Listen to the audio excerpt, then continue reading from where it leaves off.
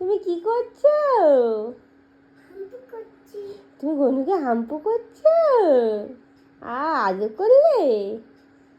আমি বিছানা গোছাচ্ছি। কি করছো? আমাকে কে আদর করবে? আমি আদর করবো। আমি তো গনুকে আদর করি সব সময়। আচ্ছা, আদর করছি। শোনে না, গনুকে রং মাখিয়েছি। শোনটা গনু, শোনটা গনু। হাম্পু করতে হবে না? হাম্পু করবো না এখন। তুমি করো, তুমি করো, আমি করছি। তুমি করো, তুমি করো। চুমু করবো? পা দিতে নেই গনুর ওখানে। গনুর আসনে পা দিচ্ছ। হাত দিতে নেই না, দুটো করিস তুই, বহুত দূর।